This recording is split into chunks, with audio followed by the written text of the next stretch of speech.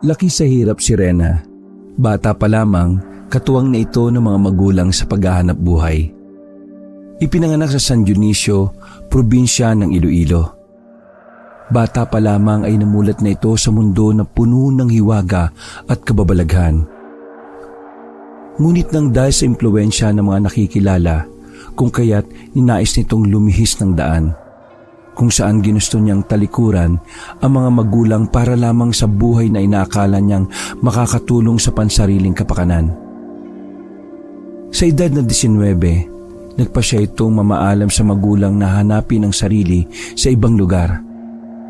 Ayon kay Rena, gusto naman niya sanang maranasan ang buhay na normal, lalo pat buong buhay niya sa lugar nila ay puro na lang kababalaghan at misteryo ang ginagalawan. At dala na din marahil ang pagiging manggagamot ng ama na siyang naging paraan nito upang mataguyod at mapalaki sila ng maayos, kasama ng 4 pa niyang mga kapatid. Alam ko naman po na ayaw niyo akong payagan, lalo pat wala pa po akong karanasan sa syudad, pero Tay, ayoko naman pong tumandang kagaya sa inyo na puro na lang panggagamot ang gagawin. Naintindihan ko po ang katungkulan niyo bilang isang albularyo dito sa sityo. Pero Tay, hindi po ito ang gusto kong maging buhay ko. May mga pangarap din po ako na gustong abutin. Aba, ano pa ba gusto mong mangyari, Rena? Syudad? Ano ba mga pinagsasabi mo? Abay sa lagay na yan kulang na lang ikahaya mong kinalakihan mo. Tandaan mo, hindi magandang syudad, lalo pat wala ka man lang kakilala o di kaya wala ka namang matutuluyan doon kung sakali. Sa kakala mo ba magiging maayos ang buhay mo kung mapapadpad ka doon? Diyos ko anak, mas malala ang buhay sa syudad, alam mo ba yon?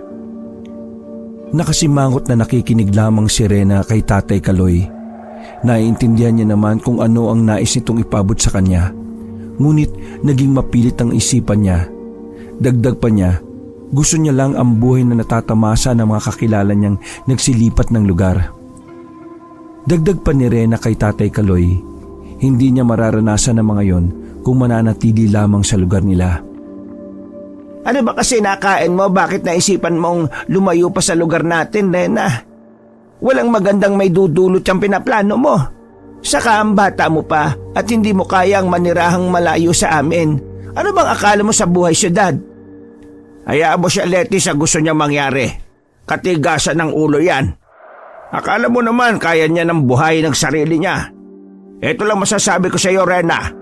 Pagdating ng araw, babalik ka din dito. Yang katigasan ng ulo mo ang magpapahamak sa iyo. Tahimik na naglikpit na lang si Rena ng mga gamit. Alam niya sa loob niyang hindi madali ang makuhang kalooban ng mga magulang. Ngunit kailangan niyang tibayan ang loob dahil ayon sa kanya, walang mangyayari kung una pa lang ay susuko na sa pagpapasya. Tumalikod naman si Tatay Kaloy habang patuloy lamang si Rena sa pag-aayos ng mga gamit niya. Wala na din naman silang magawa upang hadlangan pa ang anak, samantalang mas nangingibabaw din kay Tatay Kaloy ang pagrespeto sa pasya ni Rena. Napaisip din itong susubukin niya kung hanggang saan ang tapang ng anak. Napabuntong hininga na lamang si Tatay Kaloy habang naiisip kung paano ang magiging sistema ng anak. Maging ang kalagayan ng pamilya, gayong tanging si Rena lamang ang kaagapay niya sa panggagamot. Nababahala din si Tatay Kaloy sa magiging epekto ng mga desisyon ng anak sa kabuuan ng pamumuhay nila. Kinabukasan, maaga pa lang umalis na si Rena, ni hindi na ito nagpaalam sa mga magulang.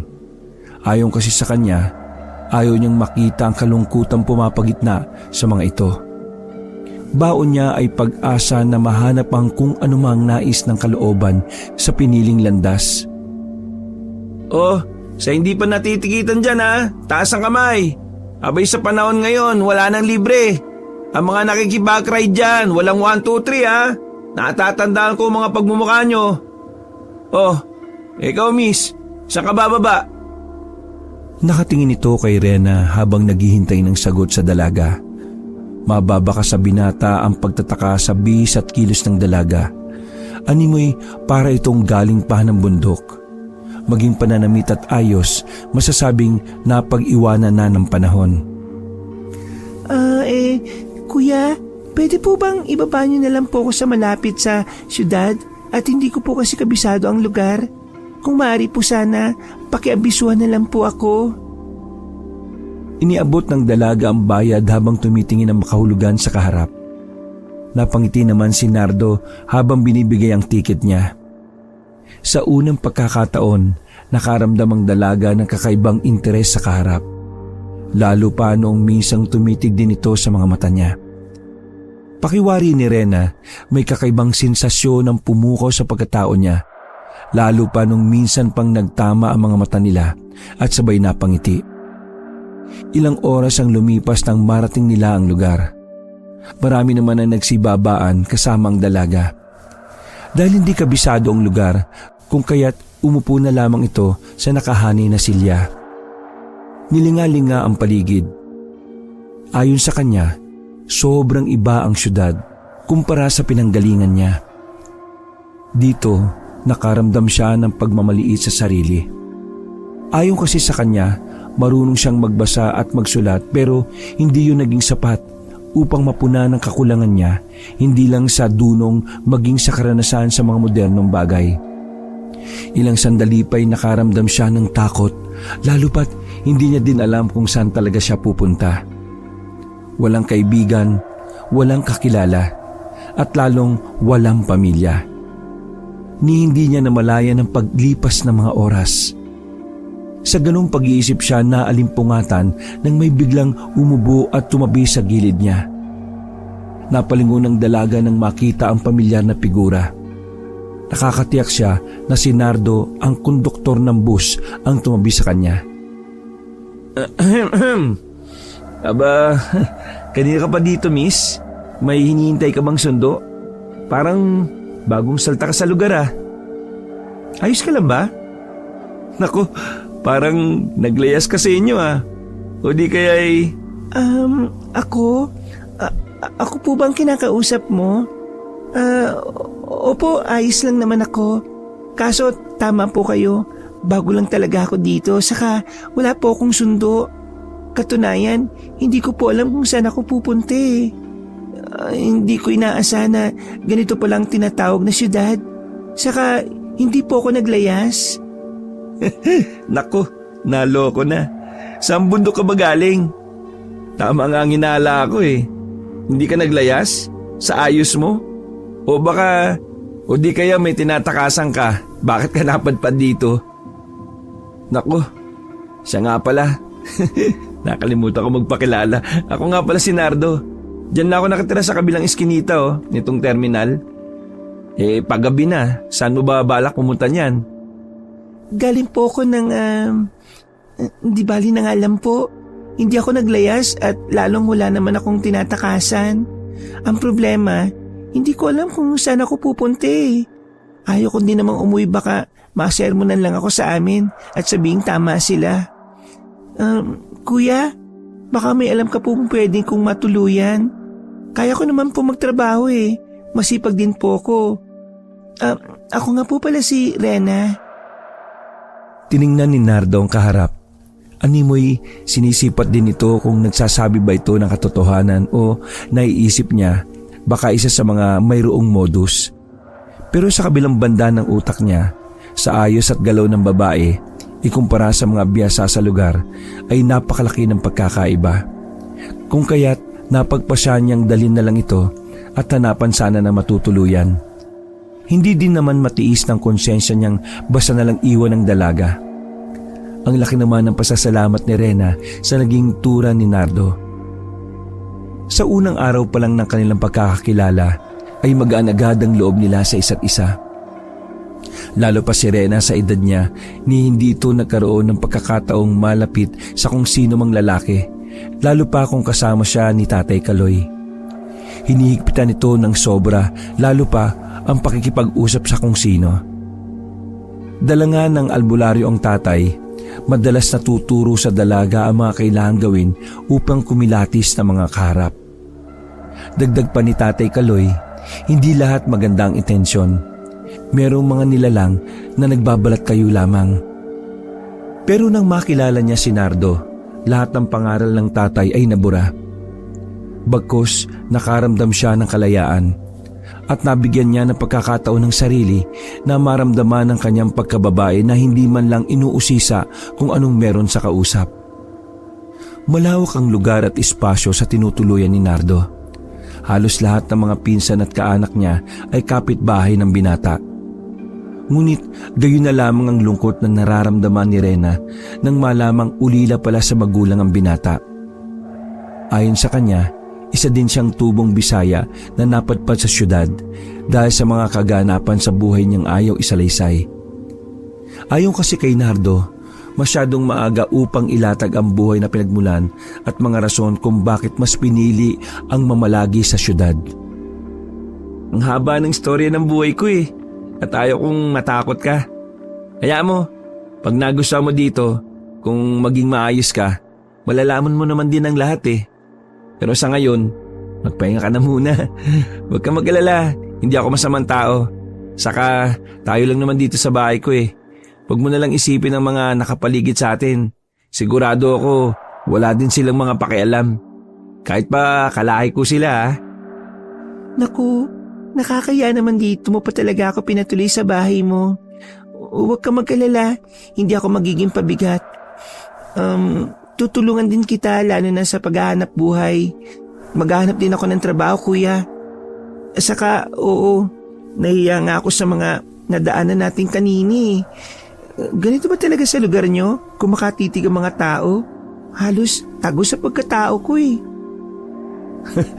Kuya, parang naging kapatid na tayo niyan, Rena. Pwede namang pangalan ko na lang ay tawag mo. Huwag ka na maya ha. Saka ano man ang makita mo sa paligid o di kaya'y maririnig mo, huwag mo nang pansinin. Lalo pat maraming chismosa dyan sa labas. Dito sa syudad, kung gusto mong tumagal at mabuhay, patuto kang makisama at dapat hindi ka patola.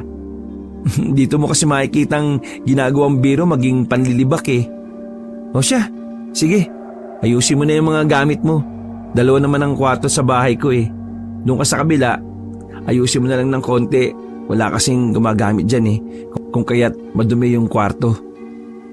Napangiti na lang ng bahagya si Rena habang nakikinig sa mga kataga ni Nardo. Iba naman ang pumapasok sa diwa niya. Sa unang pagkakataon, nakaramdam ng kakaibang sensasyon ng dalaga. Ayon kasi sa kanya, kahit bago pa lamang silang magkakilala ni Nardo, napakabait nito at siya namang napakagaan ng kalooban niya.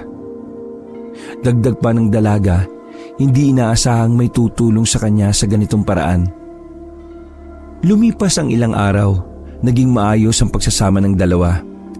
Nakitaan din ni Nardo ng kabutihan ng dalaga.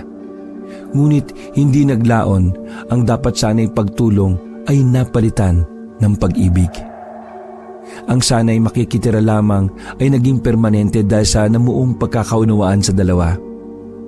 Nung una ay nagkaroon pa ng agam-agam sa dalaga pero hindi din nagtagal ay tinanggap ni Rena si Nardo bilang katipan. Halos lahat ng nakapaligid sa kanila ay hindi sumasang-ayon, lalo pa si Tio Renato ni Nardo. Ayon pa dito, ni hindi nila alam kung saan nagmula si Rena, maging lahi nito. Dagdag niya pa, ni hindi man lang muna naipakilala ni Nardo sa pamilya bago pa man ang lahat. Maging ang mga nakapalibot sa kanila ay hindi maiwasang punahin ang sistema na mayroon ng dalawa. Lalo pa noong araw na pumutok sa buong lugar ang pagbubuntis ni Rena. Kumitid ang espasyo para sa mag-asawa dahil maging si Nardo ay nababahala sa magiging reaksyon ng lahing pinilit niyang talikuran. Isang araw ay napadalo ang tiyuhin upang sana'y magbigay ng babala sa dalawa. Hindi sa tutol ako sa kung anumang pasyang ginawa niyong dalawa. Pero Nardo, ni hindi mo man lang binigyan ng panahon ng magpaalam sa pamilya ni Rena. Nako, para formal sana ang inyong pagsasama ay dapat may basbas. Hindi yung ganito. Saka, tingnan mo nga, buntis na yung asawa mo. Mahirapan kayo pareho niyan. May init sa labas at isa ito sa pinunta ko dito. Delikado. Huwag na po kayo magalit, Tiho. Nandun na po kami sa punto na iuwi ko sa kanila si Rena. Siyempre, kasama po ako. At bago po sana ang kabuanan niya, nais ko po sana magpaalam sa mga magulang ni Rena para di naman maging formal ang aming pagsasama. Tama po kayo, maging ako ay nababala sa posibleng mangyayari. Kaya kung maaari sana Tiyo samahan niyo muna kami dito. Alam mo naman pong wala ko araw-araw para bantayan ang asawa ko. Saka, paano niyo po pala nalamang buntis si Rena? Wala pa naman po kaming napagsasabihan. Hindi na kailangan. Alam mo naman ang dahilan. Naamoy ko ang asawa mo. Saka kaya ako napasyal dito. Halos usap-usapan na ng kalahi mo yung nangyayari dyan sa asawa mo. Nardo, etong payo ko sa iyo bilang tiyuhin mo ha. Ilayo mo na sa lugar na ito ang asawa mo hanggat may oras pa.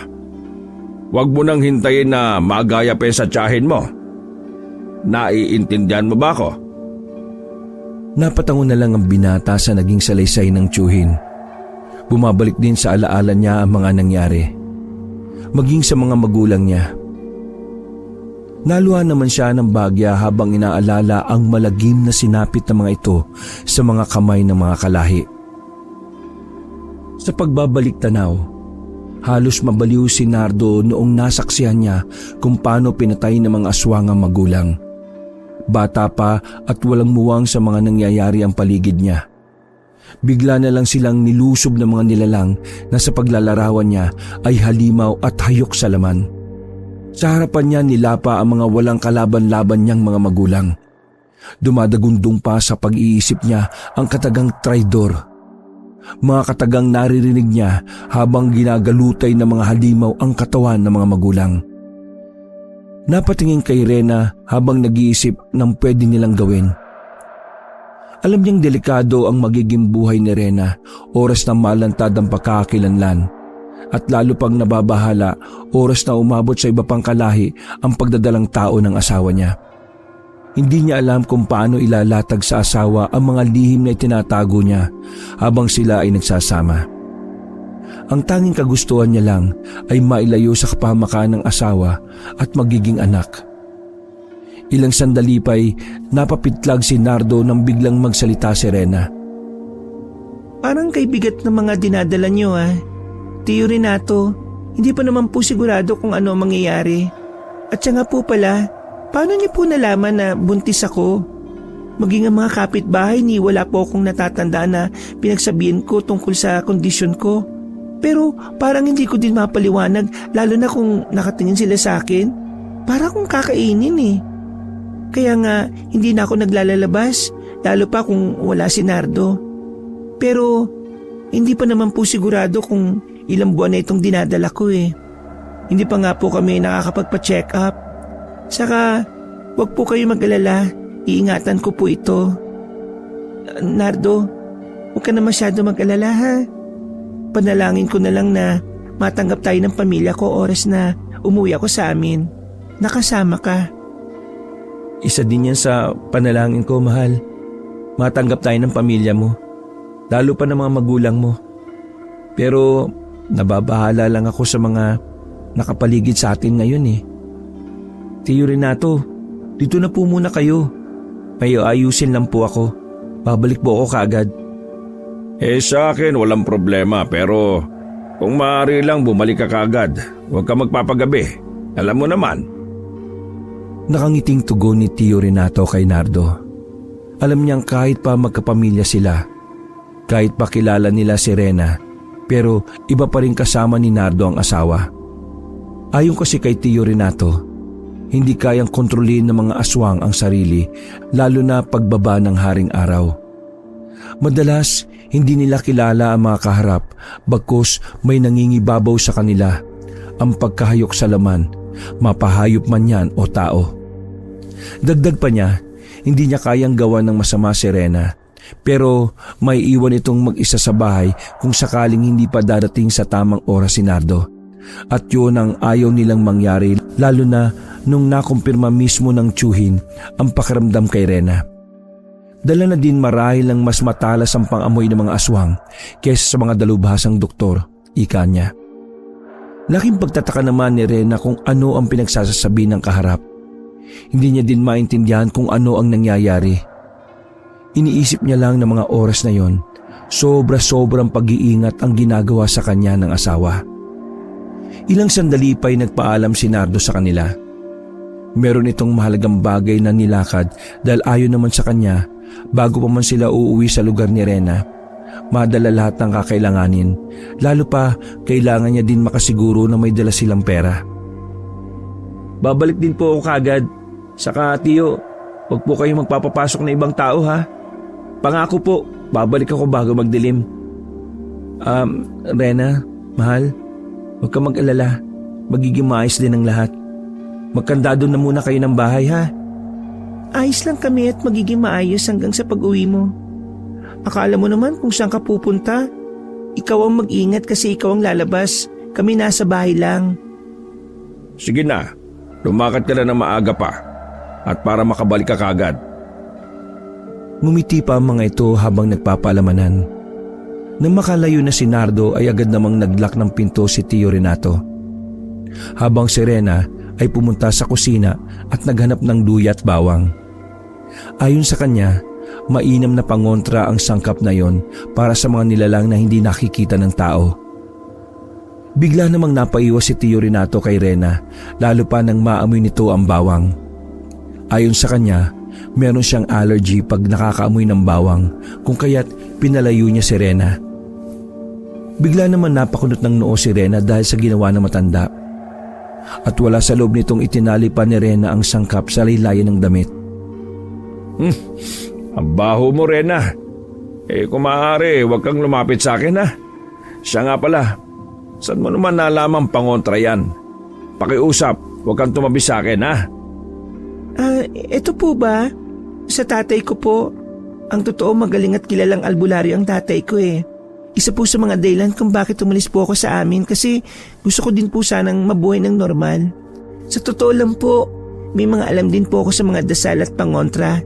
Hindi lang sa mga elemento, maging sa mga aswang po. Pero wala po sa akin ang matukoy sila. Iba sa tatay ko, amoy pa lang ng mga nakakasalumuhan niya, alam niya kung tao o hindi. Abay, mabuti. Pero iha, pakiusap lang ha. Medyo dumistansya ka ng kaunti at ako'y inaatake ng allergy ko eh. Mahirap na. Anak ka ng albularyo. Tako, naloko na. Pero di bali, naway pag-uwi nyo sa inyo matulungan ng tatay mo si Nardo. Sana.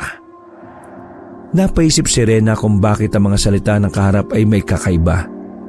Iniisip niya ding may problema ba ang asawa niya na hindi sinasabi sa kanya. Ilang sandali ang lumipas ay pinagpahinga niya muna si Tio Renato habang siya ay nagluluto ng makakain nila. Sa hindi inaasahang oras, may biglang kumatok sa kanilang pinto. Nagtaka si Rena. Habang tinitingnan ng orasan, kunot noong napaisip. Ayon kasi sa kanya, wala namang dumadalaw sa kanila ng ganong mga oras at lalong wala siyang inaasahang bisita. Ganun pa man, pinili nitong intindihin nung una ang ginawa. Naalala niya din kasi ang bili ni Nardo na huwag magbubukas ng pinto, lalo pa kung hindi naman alam kung sino ang nasa labas. Makalipas ang ilang minuto nang biglang sunod-sunod na pagkatok na animoy masisira na ang pinto nila sa lakas. Wala ding nagawa pa si Rena kundi ang alamin kung sino nga ba ang panauhin. Sino yan? Grabe naman po kayo makapugpog ng pinto. Sandali lang po, sandali. Bilisan mo! Nardo, andyan ka ba? Dalian mo, buksan mo ang pinto! Nardo! Nardo! Napabalikwa si Tio Renato nang marinig ang boses. Alam niyang pamangkin niya ang kumakatok kung kaya't pinalayo niya si Rena sa pinto. Rena, pumasok ka muna sa kwarto mo. Sige na. Huwag kang lumabas hanggat hindi ko sinasabi ha. Narinig mo ako. Dali na. Ano ho yung nangyayari? Sino po yung nasa pinto? Bakit kailangan kong pumasok ng kwarto? Tsaka may niluluto po ako sa kusina. Tiningnan siya ng masama ni Tio Renato. Mga titig na indikasyong naiinis sa mga palusot niya. Kung kaya't kahit hindi sumang-ayon ang kanyang kalooban na pumasok ay sumunod na lamang ito sa matanda. Nakasimangot itong sinirado ang pinto ng kwarto. Carlito, ikaw ba yan? Ano kailangan mo? Wala dito si Nardo. Bumalik ka na lang sa ibang oras. Tiyo, buksan mo ang pintuan, dalian mo. May dala akong masamang balita kaya pakiusap buksan mo ang pinto, dalian mo. Pasimpleng bukas ang ginawa ni Tio Renato sa pinto. Ang nais lang sana niya ang unay silipin ng pamangkin. Pero nanlaki ang mga mata niya nang tumambad sa harap niya ang isang sugatang binatilyo. Sa paglalarawan niya, parang nagmula ito sa matinding labanan na nagtamo ng matinding mga sugat. Ilang saglit pa nang binuksan niya ng tuluyan ng pinto, dala ng awa na nararamdaman kung kaya't inakay niya ito papasok ng bahay. Sa kalagayan ng pamangkin ay bigla niyang naalalang sinapit ng asawa dahil sa mga kalahi nilang pilit at pwersahan silang pinapaanib. Ngunit ayon kasi kay Tio Renato, ayaw nila maging halimaw kagaya ng mga kalahi nila. Dagdag pa niya, aswang man silang may tuturing pero hindi nila masikmurang maghasik na ikapapahamak ng iba, lalo pa marami sa mga kaibigan nila ay tao. Ano nangyari? Bakit ka nagkaganyan, Carlito? Sino may gawa sa'yo? Sino? Sabihin mo! Putok na ang balitang may kinakasamang tao si Nardo, Tiyo. Ayon sa kanila, walang pahintulot ng ginagawa mga desisyon ni Nardo. Kaya hindi daw nila mapipigilan kung lulusob naman sila at papatayin si Rena. Nasaan si Nardo? Kailangan nilang umalis sa lugar na ito bago pa man maghihuli ang lahat. At kalat na sa buong angkan ang pagdadalang tao ng babae. Magiging komplikado ang lahat dahil ayon kay Bugrong, gagawin alay ang sanggol. Malapit na ang unang pagbilog ng buwan, Tiyo. Malapit na naman ang pag-aalay nila. Bakit ikaw ang binugbog nila? May kasalanan ka bang ginawa, Carlito? Si Bugrong, ang walang hiya at walang kasingsamang pinuno ng mga wakwak. Oo, napagpasya na ng dalawang lumayo at hinihintay na lang ang pinsan mo at may inaasikaso pa. Ang pinagtataka ko lang, bakit ganyan ang ginawa sa'yo? Abay, hindi ka dapat ang binugbog. Sa kasino nagkalat ang balitang yan? Mga aswang na may tuturing. Talagang may mga tsismosa pang nakahanay. Inaawat ko sila, Tiyo, dahil ayaw kong may gawin silang masama ulit kay Nardo. Alam mo naman sa lahat sa atin dito, siya lang ang walang proteksyon at lalong siya lang ang hindi nabatakan ng pagkaaswang. Pero ang kinatatakot ko, baka pwersahan nilang loobin kayo dito. Kaya pakiusap, paalisin mo na sila. Nalilito ang matanda, lalo na sa parte kung bakit kailangang humantong sa gulo. Ayon sa kanya, hindi na naging maayos sa mga buhay nila dahil sa mga kalahing inanak ng demonyo. Sa lahing pinamumunuan ng purong wakwak. Ilang saglit pa nang bigla namang lumabas ng silid si Rena. Ayon kasi sa kanya, nakaramdam siya ng biglang pag-alinsangan ng lugar at pagbigat ng presensya. Napatakip pa ito ng bibig nang makita si Carlito na sugatan at maraming pasa. Papaging langit, ano nangyayari? Sino siya, Tiyo? Diyos ko, sandali kukuha ko ng panglinis sa mga sugat mo. Panginoon ko, saan ang asawa ko? Tiyo, dali na po natin siya sa doktor at baka mapano siya. Hindi mo na kailangan pa akong makilala. Pero, Beno, ako na mismo magpapakilala ng sarili ko. Ako nga pala si Carlito, pinsang buo ng asawa mo. Kilala kita pero hindi kami maaaring magpakita sa'yo dahil sa mga kondisyong hindi mo maunawaan. Hindi ka ba natatakot sa akin, Rena? Takot? Bakit naman ako matatakot? Hindi ka naman siguro mangangati ng tao, di ba? Saka, bakit ka nagkaganyan? Marami sa inyo ang hindi ko pa kilala, dala nga nang hindi talaga pinapayagan lumabas ako ni Nardo. Pero siyempre, gusto ko rin din kayo makilala. Tio Renato, tara na po, dali na lang natin siya sa pagamutan. Di ba, anak ka ng albularyo, Rena? Bakit hindi mo subukang gamutin siya, iha? Hindi yan gagaling sa doktor. Ang mga sugat niya, kailangan niya ng... Napatigil si Tio Renato sa pagsasalita. Alam niyang hindi kaaya-aya kung ilalatag niya ang mga bagay kay Rena na wala pang pahintulot kay Nardo. Samantala, hindi na nagdalawang isip si Rena. Lumapit siyang bigla kay Carlito upang masuri sana ang lagay niya. Laking pagtataka niya dahil kakaiba ang nagiging hatak ng kaharap sa kanya. Lalo pa nung bigla niya itong naamoy. Ayon sa kanya, nakakaamoy siya ng mapanghi at malansa sa kaharap. Wala din sa loob na napatitig siya sa mga mata nito na animoy mas malaki ang itim kaysa sa mga puti. Indikasyon yon para sa kanya na hindi tao ang kaharap. Para masiguro ang nasa isip, Tumitig siya ng taimtim sa mga mata ni Carlito. Nasipat niyang baliktad ang figura niya sa mga mata ng kaharap. Aswang, bakit ganyan ka? May mga kailangan ba akong malaman? Tio Renato, aswang si Carlito. Oo, Rena. Pangungunahan ko na ang asawa mo. Aswang halos lahat ng nakapalibot sa inyo. Buong lugar dito, ikalahi ng asawa mo. Kaya ngayon pa lang sinasabi ko na sa iyo na delikado ang buhay mo at ang dinadala mo. Kailangan nyo nang lumayo. Huwag nyo nang hintayin ng unang kabilugan ng buwan. Isang araw magmula ngayon. Kaya tumakas na kayo habang may oras pa.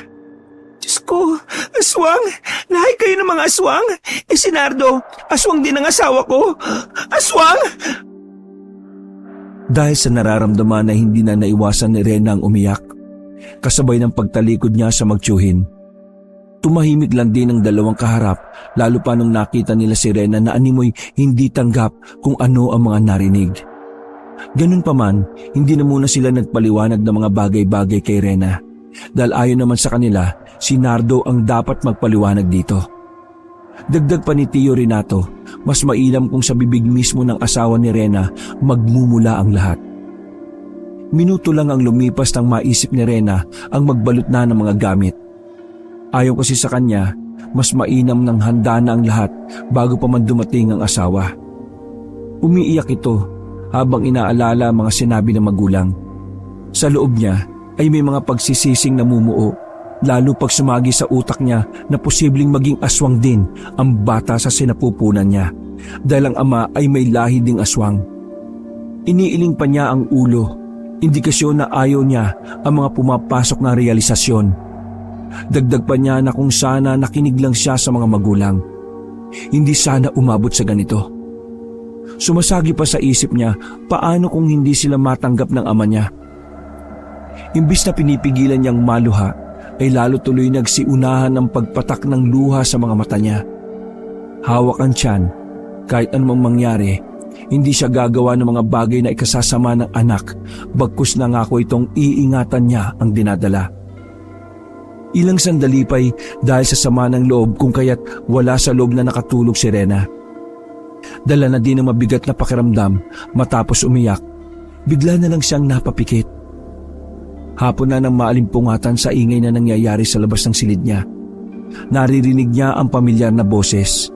Si Nardo, dumating na ang asawa. Dali-dali siyang lumabas at inalam kung ano ang kaguluhang nagaganap sa labas. Nardo, kumalma ka muna. Walang may dudulot na tama yung mga nararamdaman mo. Kaya kung maaari, pakinggan mo muna kami. Ikaw at ang pamilya mo ang agrabyado sa usaping ito. Kaya kung maaari sana, umalis na kayo sa lugar na ito. Tiyo, buong buhay ko nagbago dahil sa mga kalahing mga aswang. Pinili ko mabuhay na maayos. Tayo, dito, tahimik at walang problema. Tapos, bakit ganito? Ipaliwanag mo nga sa akin, Tiyo. Hindi pa ba sapat na kabayaran ang buhay ng magulang ko, ng pamilya mo, para bigyan nila tayo ng katahimikan? Saka ikaw, Carlito, anong pinagsasabi mo kay... Napatigil siya sa pagsasalita nang makitang nakatayo sa gilid ang asawa niya. Nagpupunas ito ng mga luha at animoy mugto pa ang mga mata, indikasyon na hindi maayos ang sistema nito. Nilapitan ni Nardo at niyakap si Rena. Patawarin mo ko. Hindi ko sadyang ilimang lahat sa iyo, mahal ko. Pakiusap, hindi ko kayang nakikita ka ding nasasaktan.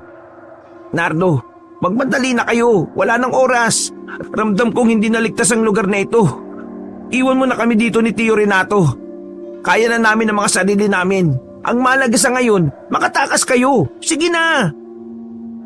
Niwala ng katagang lumabas kay Nardo para sa asawa kundi patawad. Maging si Rena ay hindi na din nagsalita bagkus binitbit niya na din ang nailigpit niyang gamit.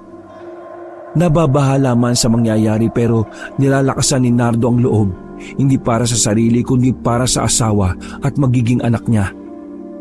Bago pa man sila umalis, sinigurado na muna ni Rena na malakas ang proteksyon niya. Alam niya magiging mainit sa paligid ang paglabas nila, ngunit dahil may kaalamang naituro sa kanya ang amang albularyo, agad namang nilang inapply sa sarili. Binalutan niya ng pulang tela ang tiyan dahil ayon sa kanya, ang gawain yun na isang uri ng sabulag para sa mga masasamang nilalang at elementong magtatangka ng hindi maganda sa pinagbubuntis niya. Sinikap niya ding maproteksyonan ang sarili sa pamamagitan ng pag-uusal na naaalala niyang naituro ni Tatay Kaloy. Tara na, Rena. Diretso tayo sa kakilala kong driver ng bus. Magpahatid na lang tayo sa inyo. Sa ganitong oras kasi wala nang biyahe. Alam mo naman at malayo din ang lalakbay natin. Panalangin kong maging maayos ang madadaanan natin. Salamat naman at pumayag ang kakilala mo. Nardo, huwag ka mag-alala. Magiging maayos ang lahat. Saka kung inaalala mo ang pamilya ko, alam kong hindi ako matitiis sa magulang ko, lalo pa sa ganitong sitwasyon. Kaya pakiusap ko sa iyo, ipanatag mo din ang kalooban mo, ha? May awa ang Diyos. Malalampasan din natin ito. Naiwan si Tio Renato at Carlito sa bahay nila. Ayon sa dalawa, sila na ang bahala kung sakaling may lumusob na mga kalahi. Ilang sandali pa nga habang papalayo ang dalawa, hindi maiwasan ni Nardo ang mapalingon sa bahay niya. Nalulungkot din siyang iwan na lang bigla ang tahanang tinirhan niya ng ilang taon. Samantalang maging si Rena ay nanlulumo din dahil ayon din sa kanya, may parte sa isip niyang nagsisisi. Dagdag pa niya, siya ang dahilan kung bakit nararanasan ni Nardo ang mga problemang ito. Napapalingon din ito sa paligid na animoy pakiwari ni Rena, bumibigat ang presensya ng bawat madaanan nila. Ilang minuto ang nakalipas nang maabutan nila ang kaibigan ni Nardo na inihahanda ang bus. Kanina ko pa kayo inihintay. Rena, taga-saan ka ba? Ilang oras kaya nga abutin natin sa pagbiyahe? Panalangin ko sana huwag mahaba. Mga 12 oras lang naman. Kaya natin yun. Plus sasakay pa tayo ng... Barko? Tatawid pa tayo ng dagat? Abay Nardo, wala sa usapan natin ganun kalayo. Isa pa, natatakot ako. Hindi ka talaga namin isasama. Saka, Nardo, tatawid talaga tayo pero hindi sasakay ng barko sa bus na ito. Sa pampasaherong bangka, hindi kaya ikarga ang bus doon. Akala ko kasama ako at saka tumbas eh. O siya, sige na, para makabalik din ako kagad. Alam mo na, padilim na. Saka bukas may biyahe din ako ng ibang rota. Lalo na't wala ka. Sigurado akong mahihirapan din ako pag walang konduktor. Pero, di bale, basta mag-ingat kayo doon, ha? Nagpasalamat naman si Nardo sa kasama. Malaking bagay sa kanya ang tulong sa ganong oras, lalo pat wala naman na ituring na pamilya si Nardo na maaasahan niya pag oras ng kagipitan, kundi yung dalawa lang na magtiyuhin. Minuto lang ang lumipas na magsimula na silang magbiyahe. Nung una ay maayos naman. Sumisipol pa nga si Dado habang nagmamaneho. Dala ng malapad ang bus kung kaya't naupo ang dalawa sa unahan, malapit sa driver's seat. Nang biglang may kung anong nagbagsakan sa bubong ng bus. Sa lakas ay bigla ding napapreno si Dado.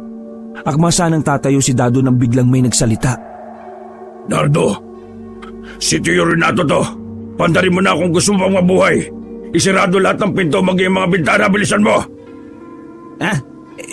Sino yon? Ang alindado. Pakiusap, kumalma ka lang. Sige na, abante mo na. Hindi natin kakayanin kung maabutan nila tayo. Ha? May umahabol sa atin? Anong pinagsasabi mo? Napatigil sa pagsasalita si Dado nang biglang lumantad ang isang nakakatakot na figura ng isang nilalang sa tapat mismo ng salamin. Halos mapasigaw pa ito nang bigla na lang kumatok sa salamin ng bus ang aswang. Pinakalma naman ni Nardo ang kaibigan at inalalayan itong ituloy ang pagmamaneho ng bus, habang si Tio Renato ay mahigpit na inalalayan ang pag-andar ng sasakyan. Habang tumatakbo ang sinasakyan, bigla namang lumipat sa pagkatok si Tio Renato sa pinto, na siya namang ikinagulat ng gusto ni Dado at nagdulot sa kanya ng pagkawala ng kanyang kamalayan. Imbis na umusad sila, ay napahinto ulit. Napabuntong hininga naman si Nardo dahil sa nangyari. Binuksan ni Nardo ang pinto at inayos ang walang malay na driver. Sumunod ako sa inyo dahil hindi nyo sila kakayanin. Kailangan nyo ng alalay. Rena, hawakan mo ito. Punyal na magagamit mo pang depensa sa sino mang lumusob sa iyo. Wala na tayong magagawa kundi ang lumaban. Wala na si Carlito, Nardo. Kaalis nyo lang nang bigla kaming tinambangan sa bahay ninyo. Kaya sumunod na ako sa inyo.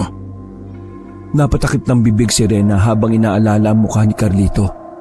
Naawa siya dito kahit pa sabihing ilang minuto lang silang nagkakilala. Tumayo siya para sana alalayan si Tio Renato. Dala na din ng may mga natamo ding itong mga sugat mula sa pakikipagpambuno sa mga kalahi nito. Pero tinanggihan siya na matanda. Ayon kasi dito, hindi makabubuti kung lalapit siya dito. Maupo ka na lang dyan at ayusin mong sarili mo, Rena. Ang batang dinadala mo ay lubang napakalaga sa lahi namin. Kung kaya't ngayon pa lang, ibinibigay ko ang basbas ko sa kanya. Ano man ang mangyayari ngayong gabi, ingatan mo ang bata. Pakiusap, Nardo. Ingatan mo ang batang pinili. Pinagilid nila si Dado. Si Nardo na ang humawak na manibela. Kahit kabado dahil konti pa lamang ang kaalaman niya sa pagmamaneho, pinili nitong kumalma. Ayon kasi sa kanya, hindi yun oras para panghinaan ng loob. Bagkus, tanging nasa isip niya ang kaligtasan nila. Sa kabilang bahagi ay umupo ang tiyuhin habang pinipili nitong ikalma ang sarili dahil sa mga natamong mga sugat. Ipinagpasalamat ito dahil sa mga oras na yon, wala masyadong mga sasakyan na pwedeng mag-antala na kanilang pagbiyahe. Samantalang taimtim namang nananalangin si Rena ng kaligtasan nila. May mga sinambit din itong mga usal upang proteksyon sa kanilang paglalakbay. Maya-maya pa'y biglang nagising si Dado. Sa puong noon na pakiwari niya ay nakaramdam ng pagkahilo. Ayos ka lang ba? Pagpasensya mo sana kung nadamay ka pa ha. Huwag ka matakot sa kasama natin. Siya si Tio Renato, tiyuhin ko. Hindi siya masamang nilalang. Basta, huwag mo na lang siyang titingnan lalo pa ngayon. Kailangan niyang pahilumin ng mga sugat niya. Kaya pakiusap, manatili kang kalmado, katulad namin ng asawa ko. Hindi ko inaasahan na ganito. Lalo pa si Aswang. Totoo ba ito? Nananaginip lamang ako, Nardo. Saka ano ba talaga nangyayari? Gusto ko nang umuwi, pakiusap. Bumalik na tayo. Sa ayot sa gusto mo, Dado, isasama ka namin. Mahirap na at maging kargo kita kung sakaling may mangyari sa'yo. Mainam na magkakasama tayo. Huwag kang mag-alala. Magiging maayos din ang lahat. Hindi ko lang matanggap kung pati ikaw patayin nila. Saka ko na ipapaliwanag ang lahat pag nakarating na tayo sa lugar ni Rena. Dado, kagaya mo, nagulat na lang din ako sa nangyayari. Pero tama si Nardo. Kailangan ka naming isama. Bahala na. Ako na ang bahalang kumausap kay Tatay Kaloy. Wala na ding nagawa si Dado kundi ang sumang-ayon sa mga kaharap. Batid niyang malalagay ang buhay niya sa kapahamakan kung uuwi pa at lalo pat natatakot siyang madamay sa gulo ng pamilya nila Nardo. Makalipas ang ilang oras, nakaramdam sila ng pagkalma. Nakatulog si Tio Renato, maging si Rena. Ngunit nanatiling gising si Dado at Nardo. Pinili nilang magmatsyag at ituon ang atensyon sa daan. Halos madaling araw pa lang nang marating nila ang lungsod ni Rena. Halos wala pang maaninag na kung ano sa lugar, dala ng madilim pa. Wala pa din silang masakyang bangka patawid sa mismong sityo kung saan naroroon ang bahay ni Rena. Napagpasyahan nilang magpahinga na lang muna sa bus. Pinag-iisipan ni Dado kung saan niya pwedeng iiwan ang sasakyang gayong hindi niya din alam kung ilang araw sila mamamalagi sa sityo ni Rena. Di ba malapit dito yung talyer ni Tony? Ano kaya kung dun muna natin dalhin tong bus? Ano sa palagay mo? Pre, pasensya ka na kung pati ikaw nadamay ha. Pero hayaan mo, babawi ako oras na matapos ang kaguluhang ito. Oo nga no, dun na lang sa talyer ni Tony. Dun muna natin to iwan. Nako pre, wag mong isipin yon. Tatawagan ko na lang din yung asawa ko para hindi mag-alala. Pero ang sa akin lang di talaga ako makapaniwala dun sa nakita ko at sa tiyuhin mo Ako ba pinag-uusapan yung dalawa? Abay, huwag kayo mag-alala. Hindi naman ako nangangatay ng tao, lalo pa kung mamantika. Tumingin si Dado sa salamin. Napailing na lang nang makitang sariling replika sa animoy may malapad na katawan at malaking tiyan. Natawa naman ang pigil si Nardo sa naging reaksyon ng kaibigan. Samantalang, inayos na ni Rena ang sarili. Panay ang paghinga niya ng malalim dahil sa pakiramdam niya na parang may kung ano sa tiyan. Maliban kasi sa buntis, nakakaramdam siya ng tensyon sa tuwing naiisip ang magiging reaksyon ng ama sa kung ano ang nangyari sa kanya. Maging ang dala niyang problema sa pamilya. Napabuntong hininga na lang ng palihim habang iniisip ang mga kapatid. Nananalangin na lamang siya na matanggap ng ama anuman ang nangyari. Alam niyang hindi na naman ito magiging madali pero ang tanging iniisip na lang ay kaligtasan ng sanggol na dinadala niya. Bago tuluyang magliwanag, nakahanap ng mapupwestuhan at mapag-iiwanan ng bus ang dalawa. Natuwa naman sila nang pumayag si Tony na iparada nila ang bus sa gilid ng talyer nito. Pero dahil may kalakihan, ay sadyang nagbayad sila dahil ayon kay Tony, magiging sagabal sa lugar ang sasakyan lalo pat malapad ang masasakop nito. Huwag kayo maglala, akong bala. Saka nga pala, maiba ako. Saan ba kayo pupunta ha? Tatawid kayo ng isla. Babala lang ha. Lalo pa kung bago't wala kayong kakilala. Uso sa lugar na yan ang tinatawag na sinda mula sa mga tagalugar o engkanto. Kaya pag narating niyo yung gusto niyong lugar sa isla na yan, huwag kayo makalimot magsabi ng salitang tabi-tabi o di kaya'y puwera sinda. Mahirap na. Baka pagbalik niyo dito magkaproblema kayo. Maraming salamat, Tony ha. Huwag kang mag-alala, tatandaan namin ang mga sinabi mo. Saka salamat din na pumayag ka dito namin i-park to. O siya, sige, mauna na kami. Maraming salamat ulit ha. Tanging pagtango na lang ang naging tugon ng kaibigan at bago pa man makalayo sa lugar ay biglang may inabot ito kay Nardo. Ayon kay Tony, isa itong barya gamit ay magbigay ng proteksyon sa sino mang magtatangan. Dagdag pa niya, lagi niya lang itong ilagay sa bulsa kung saan magbibigay ito sa kanya ng aurang pantaboy sa kung sino mang dumikit o mga nilalang na magtatangka sa buhay niya. Nagulat pa si Nardo nang bigla siyang hilahin ni Tony, sabay bulong ng mga katagang noon niya pa lamang narinig. Walang klarong ibig sabihin ang ginawa ng kaibigan pero para kay Nardo, ito'y isang uri ng pagtulong sa kanya upang sa ganon maalalayan ng kanyang combating spiritual. Pasimpleng bulong na pinasalamatan ng malaki ni Nardo. Napakindat naman si Tony ng bahagya habang sinusundan ng pagtingin ng papalayong kaibigan. Isang pampaserong bangka ang sinakyan nila patawid ng isla. Bago pa man sumakay ay napabulong ang dalaga. Isang usal pamproteksyon laban sa usog sa kung sino man makakasalubong o sa mga nilalang na may negatibong presensya. Hindi kalakihan ang pampaserong bangka kung kaya't halos magkadikit-dikit ang mga nakasakay. Bigla namang napatras si Tio Renato sa mag-asawa, dala nga ng mga tanga nito na nagdudulot sa kanya ng masamang pakiramdam. Dado, dito tayo upo sa kabila para maging balanse. Masyado kasing marami dyan banda kina Nardo. Nagtaka si Dado kung bakit parang natakot ang mukha ni Tio Renato nang biglang madikit sa mag-asawa. Hindi niya na lang ito pinansin. Alam niya naman kung ano ang nangyari, kung kaya't maging siya umalalay na lang din sa matanda. Tio, ayos lang ho ba kayo? Kakaibang karanasan itong ginagawa natin at masaya ako na kasama ko kayong dalawa. Siyempre, kasama ng asawa ko. Parang malapit na lang din naman tayo. Yun may nakikita na akong isla. Oo, mahal. Yan na nga. Saka uunahan ko na kayo ha. Hindi pa marami ang tao sa sitio namin.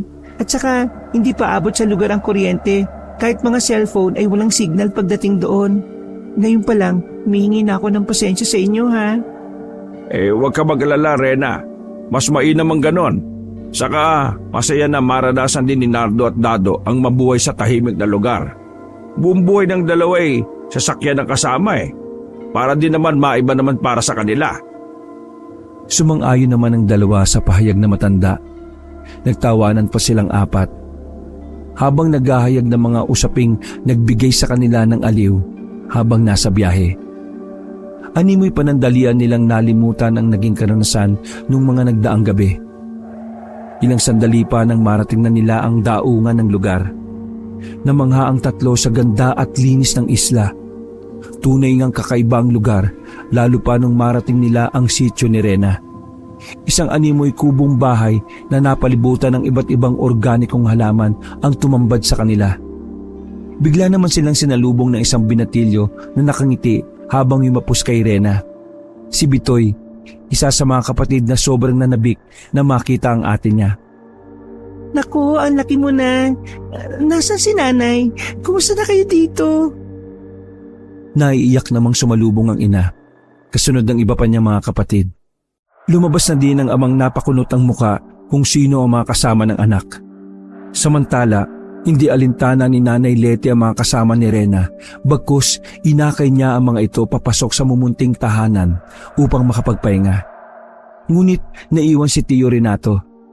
Nagsitinginan ng lahat nang bigla itong umatras at ayaw humakbang papasok. Abay, hindi talaga makakapasok ang mga aswang sa pamamahay na ito. Kung iba ang pakiramdam mo, huwag kang humakbang. Baka mamaya kung ano mangyari sa'yo. Abay, ako pa masisi. Rena, anak, uuwi ka na din na lang nagdala ka pa ng aswang. Pagpasensyaan nyo na po, Tio Renato. Ayos ka lang? Oo, aswang siya pero hindi siya masama. Katunayan, siya ang isa sa mga dahilan bakit nakauwi ng ligtas ang anak ninyo. Naku, Tio Renato, ayos ka lang ba? Tatay Kaloy, pakiusap po. Nais lang po sana namin may ligtas na lugar para sa amin. Pangako po, oras na maging ayos ang lahat aalis din po kami dito. Kumuha ng mahabang bangkong gawa sa kawayan si Nanay Leti. Inilatag niya ito sa gilid upang may maupuan si Tio Renato. Pansamantala, diyan ka muna magpahinga. Hindi basta-basta makakapasok sa pamamahay ko mga nilalang. Hindi din madaling tanggalin ang mga proteksyong naitanim ko na sa pamamahay na ito. Pero hayaan mo, gagawan kita ng espasyo mo. Tanging pasasalamat na lang ang naging tugon ni Tio Renato habang sina Rena at Nardo ay kinausap ng magulang ni Rena. Isinalaysay nila ang lahat sa paraang maiintindihan ng mga magulang nito. Gaano man kahirap magpaliwanag, sinikap ng dalawa na maisa-isa ang naging kaganapan. Samantalang hindi na din pumasok si Dado. Mas pinili nitong samahan si Tio Renato sa gilid ng bahay. Binusog na lamang nilang dalawa ang kanilang mga paningin sa magandang paligid. Paanong buntis? Ito na nga ba sinasabi ko Walang magandang may dudulot sa iyo ang pag-alis. Tapos, ito ang ama. Tapos, may gulo. Aswang kanyo. Rena, tinuturuan ka ng tatay mo ng mga bagay sa mundo para mapabuti ang kalagayan mo. Tapos, sa ganito ka pa rin babagsak. Ipagpaumanin niyo po sana kung ganito po ang dala namin. Maging ako po nahiya sa mga nangyayari pero kailangan po namin ng tulong, lalo pa na magiging anak namin. Nakikiusap po ako sa inyo. Ayos lang po ang magalit kayo ng sobra sa akin pero para po sa magiging apo nyo, pakiusap, sana matanggap niyo po siya. Hindi ako galit sa anak ko dahil sa nag-asawa ng wala man lang paintulot sa amin. Pero ang ganitong sitwasyon, parang hindi ko pa kayang iproseso sa loob ko. Ramdam kita, Nardo. Kailangan mo ng tulong ko lalo pa ngayong aswang ka mo ang lahing pinagmulan mo. At ang sanggol sa sinapupunan ng anak ko ang magiging kahalili mo. Abay, sinuswerte ka. Yun ang hindi ko papayagan. Unang apo ko ito at hindi ako makakapayag na ialay ang bata sa mga kalahi mo dahil lang sa pagtalikod mo sa kanila. Abay, mas gugustuhin ko namang maging kahalili ko ang batang ito kaysa mapasama. Hala, sige na, maggayak na muna kayo ng makakain. Alam kong kailangan nyo ng lakas maging ikaw, Rena.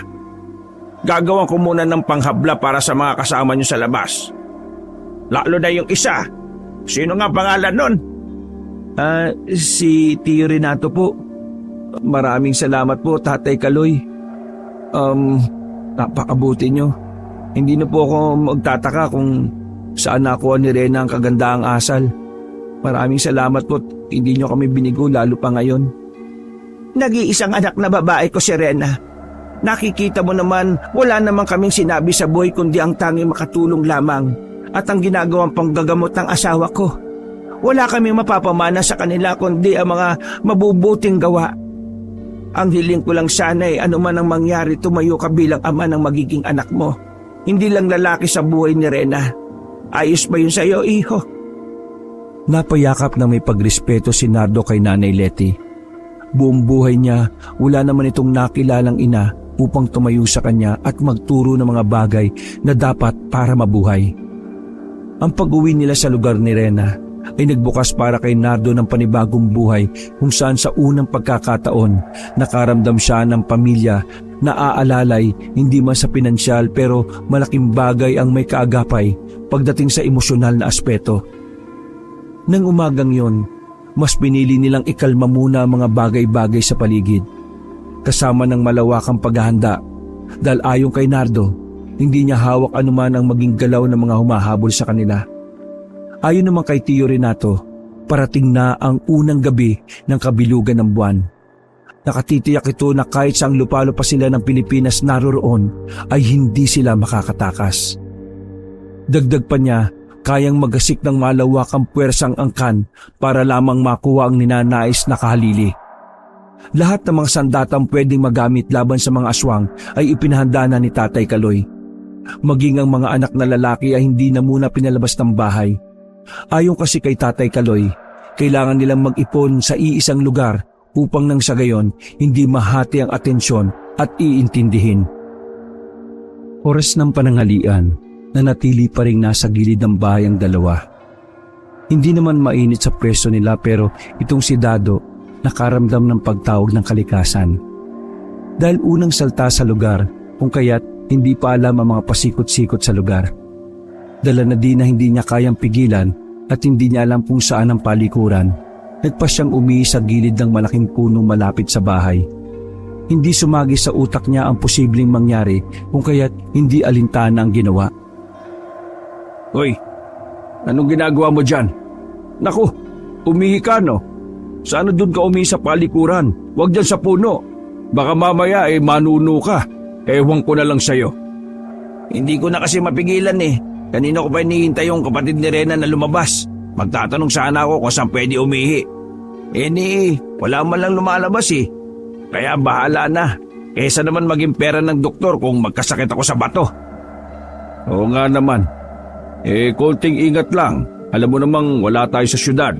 Nandito tayo sa lugar kung saan nakakaramdam ako ng mga presensya. Lalo na ng mga... Hindi natuloy ang pagsasalita niya nang biglang sumabat si Tatay Kaloy. Mag-aswang talaga malakas ang pakiramdam. Ano, nagugutom na ba kayong dalawa? Tara, halik kayo, sumunod kayo sa akin. Abay kapangit kung diyan kayo maghapon. May ginawa kami ng mga anak ko para nang sa ganun maging komportable ang pagpapahinga ninyo. Pero sana pakiusap ko lang Nato, Renato, huwag kang gumawa ng bagay na pagsisisihan natin ha. Ito'y paalala lang, nasa teritoryo ko kayo. Huwag po kayo maglala. Hindi ako ganun kagaya ng iniisip mo. Marami sa mga kaibigan ko tao, kaya huwag kang malito. Lahi ko lang ang iba pero ang kalooban ko hindi nakakalayo sa inyo. O siya, pagkain na ba kayo? Nagugutom na talaga ako Mula pa kahapon wala akong kain. Ikaw Dado, parang tumahimik ka na dyan. Sige, kain na tayo. Tatay Kaloy, pwede po bang makaligo na din? Parang nangati ang katawan ko dun sa inupuan namin ni Tio Renato Saka parang biglang uminit no? Napatitig naman si Tio Renato na nagtataka sa naging kilos ni Dado. Bago pa man sila pumanhik papasok, sinapo niya muna ang noo ng kasama. Parang sa paglalarawan niya, biglang umiba ang timpla at kulay ng mukha ni Dado. Binaliwala niya lang nang makitang nakalatag ang pagkain sa mesang inihanda para sa kanilang dalawa. Nakangiti itong nagpasalamat kay Tatay Kaloy. Walang asin o kahit na anong pampalasa ang pagkain. Kaya Dado, kukuha na lang kita ng para sa'yo ha. Baka kasi ayaw mo nang para pong kainit talaga. Pwede po bang... Nawala ng malay si Dado habang nagsasalita. Nagulat naman si Tatay Kaloy nang bigla niyang masipat ang isang maliit na nilalang na may dala pa itong animoy maliit na karayom. Napailing na lang ang matanda dahil ayon sa kanya, nanuno si Dado. Ano bang ginawa nito Renato? Abay, kakasabi ko lang na huwag kayong lumayo sa bahay. O siya, tulungan mo ako, tiupo natin. Pasimple namang inipan ng orasyon ni Tatay Kaloy ang bunbunan ni Dado. Alam niyang ang mga nakatirang nilalang sa paligid nila ang may gawa nito sa binata, kung kaya't naging siya ay nagkarga na din ng usal pamproteksyon. O isa lang, baka matamaan ako. Palagay ko may naihian doon sa gilid ng puno ito. May tagal daw kasing lumabas sa mga anak nyo kaya hindi na nakatiis at umihi na doon sa tabi ng puno. Ayan tuloy. Ano ba lagay niya, Kaloy? Imbis na sumagot si Tatay Kaloy ay bigla namang nagising si Dado. Animoy hindi alam kung ano ang nangyari. Hindi naman na nagsalita ang dalawa, bagkus sumenyas na lang si Tatay Kaloy kay Renato na kumain na. Napangiti na lang ng impit si Tio Renato dahil sa ekspresyon ng mukha ni Dado. Anong nangyari? Parang natatawa ka, Tiyo. Saka parang nanakit ang bato ko. Parang nakaramdam ako ng kakaiba. Ikain mo na yan at gutom lang yan. Masarap ang sabaw, lalo pa may gulay Kumain na lang ang dalawa habang lumabas si Tatay Kaloy. Umikot na muna ito ng ilang beses sa tahanan upang masigurado ang mga nakatanim na pangontra sa lugar.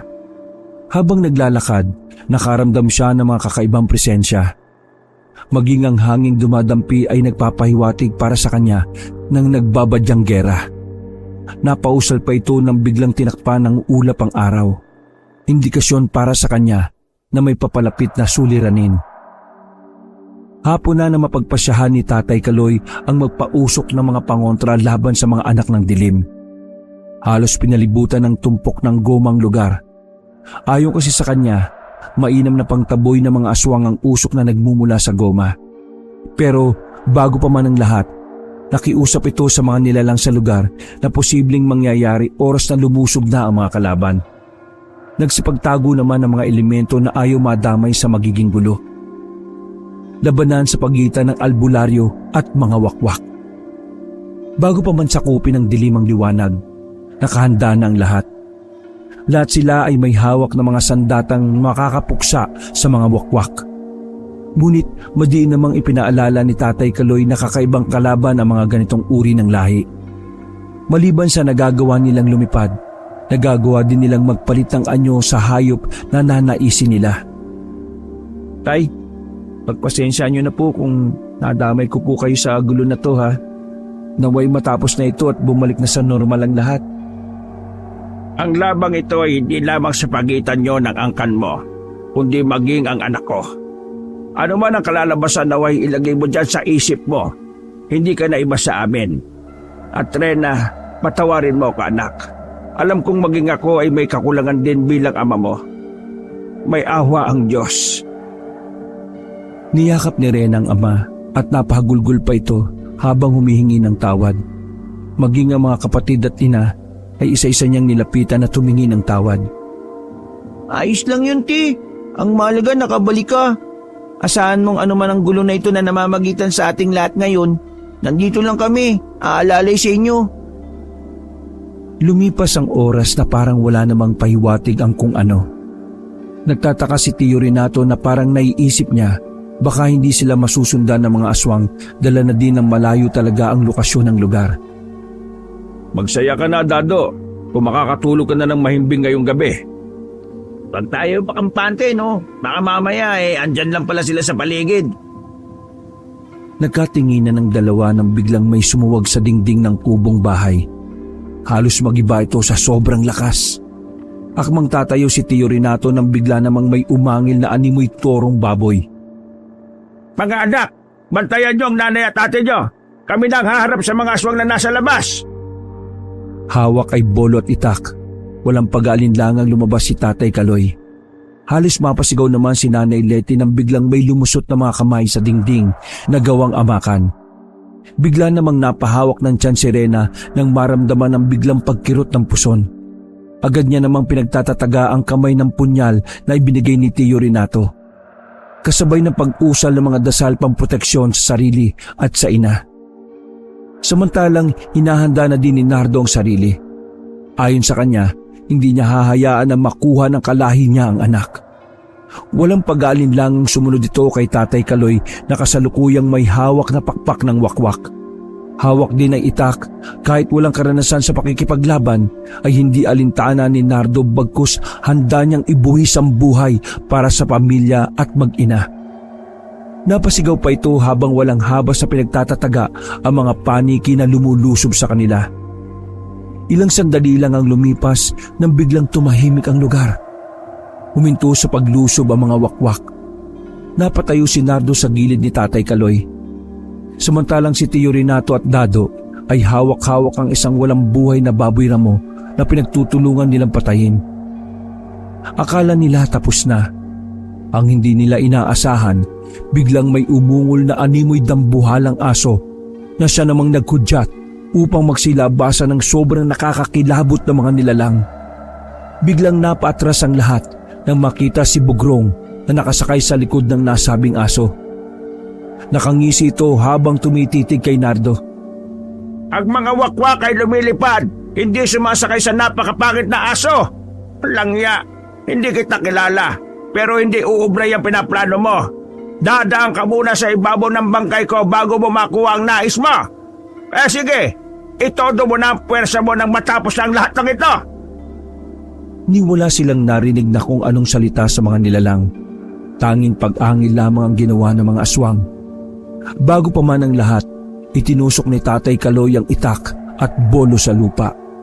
Nag-usal ng isang orasyon na pantawag sa mga elementong naninirahan sa lugar.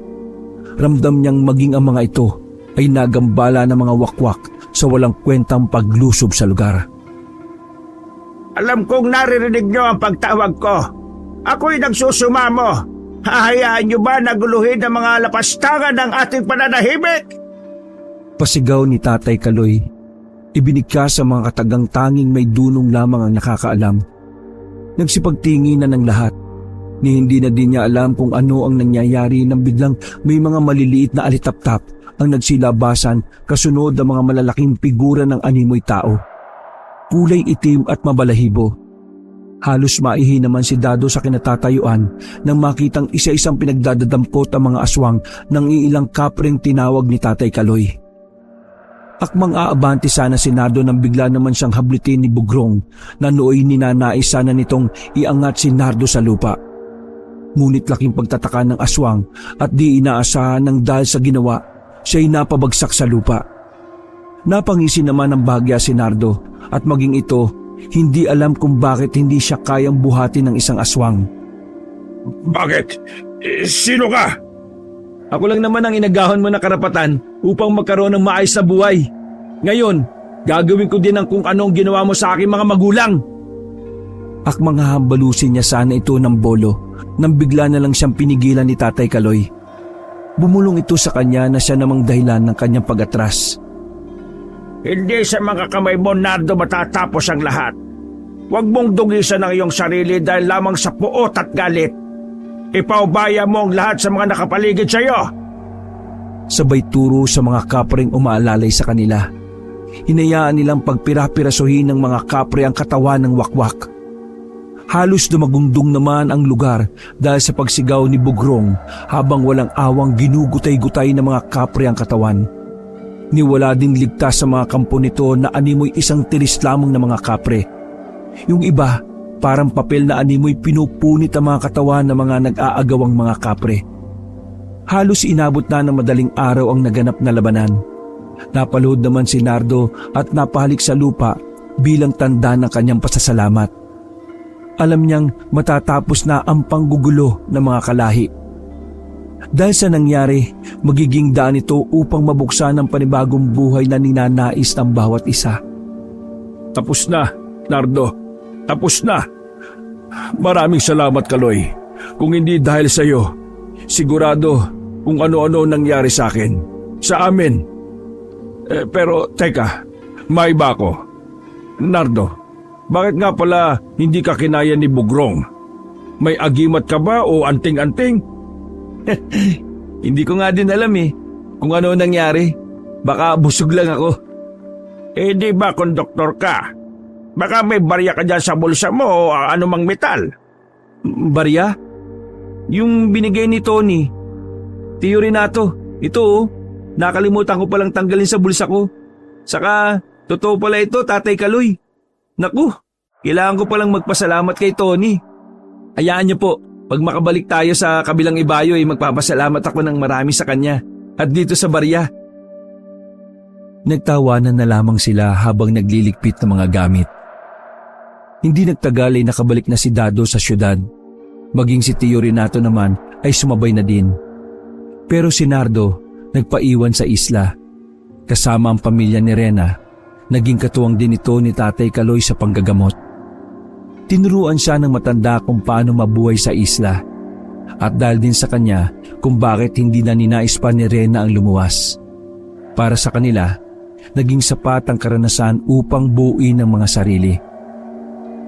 Lumipas ang ilang buwan at nanganak na si Rena, isang lalaki na pinangalanan nilang Kulas. Alam ni Nardo na hindi purong tao ang nananalaytay sa dugo ng anak, kung kaya't bata pa lang ay minulat niya na ito sa katuroang magagamit ng bata para paunlarin ang sarili. Naibahagi ang kwentong ito dahil nilalayo ng manunulat na himukin ng tagapakinig sa mga bagay na gaano man kamoderno ang panahon sa ngayon. Hindi pa rin basta mabubura ang mga istoryang hindi mo man naabutan pero tunay na naranasan ng mga taong magpasa hanggang ngayon. Pinipili ang mamuhay kaakibat ang misteryo at kababalaghan ng mundo. Wakas.